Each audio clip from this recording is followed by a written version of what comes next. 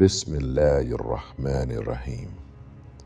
پچھلے چیپٹر میں ہم نے سنا کیسے رسول اللہ صلی اللہ علیہ وسلم کی بشارت صدیوں تک امت کے دل میں زندہ رہی۔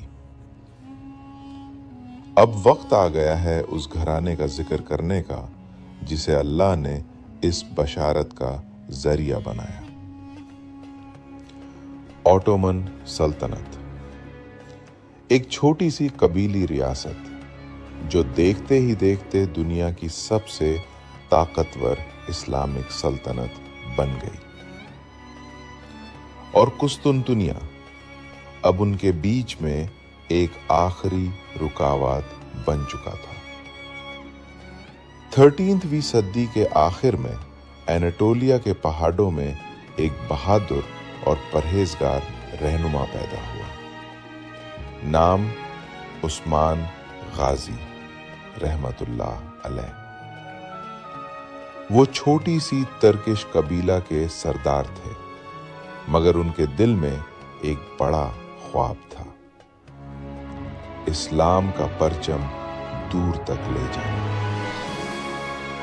ان کی زندگی جہاد، انصاف اور دین کی خدمت میں گزری۔ انہوں نے بیزنٹائن قلعے فتح کیے، نئے علاقے اسلام کے دامن میں آئے، اور ان کے نام سے ہی اس سلطنت کا نام پڑا، اوٹومن عثمانی سلطنت۔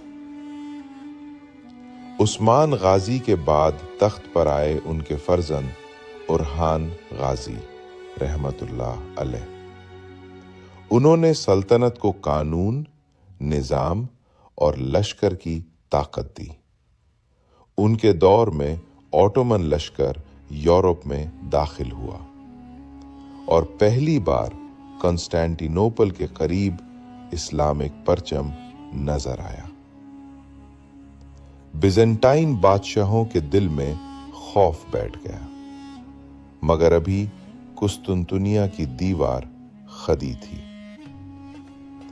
پھر آئے سلطان مراد، انہوں نے بلکن علاقے فتح کیے، کئی کرسچن سلطنتیں جھونکی، لیکن ہر جیت کے بعد سلطان مراد کی نظر قسطنطنیہ پر رہتی، جیسے ایک شیر اپنے شکار کا انتظار کرتا ہو۔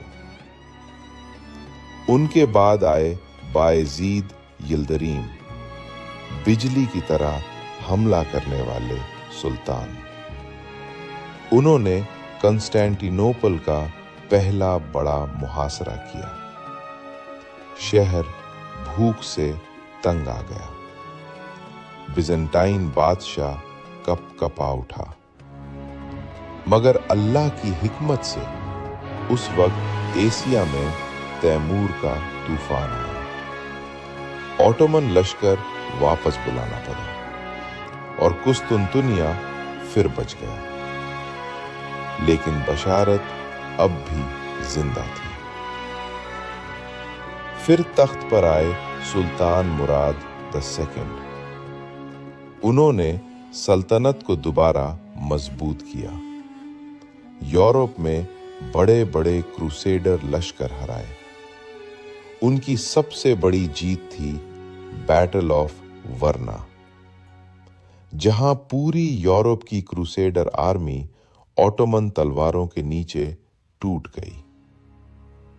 اب قسطنطنیہ بالکل تنہا رہ گیا، نہ یورپ کی مدد، نہ کوئی بڑا سہارا، بس ایک اکیلا قلعہ۔ اور اللہ نے اسی سلطان مراد II کو ایک ایسا بیٹا عطا کیا جو بشارت کا جواب بننے والا تھا۔ اب اگر نقشہ دیکھا جائے، نارتھ میں اوٹومن علاقے، ساؤتھ میں اوٹومن علاقے، ایشیا سائیڈ میں بھی اوٹومن حکومت، اور بیچ میں کنسٹینٹی نوپل، اکیلا بیزنٹائن قلعہ، جیسے سمندر کے بیچ ایک پتھر۔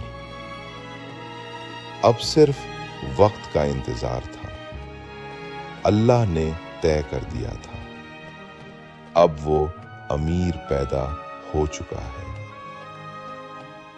اس دور میں اسلامک دنیا میں ایک بات مشہور ہو گئی، قسطنطنیہ اب زیادہ دن نہیں ٹک سکتا۔ مسجدوں میں دعائیں، مدرسوں میں بشارت کا ذکر، اور ہر دل میں ایک سوال، کون ہوگا وہ امیر؟ اور پھر 1429 AD میں سلطان مراد II کے گھر ایک بیٹا پیدا ہوتا ہے، نام محمد، اور تاریخ لکھتی ہے اب بشارت کا وقت قریب آ گیا۔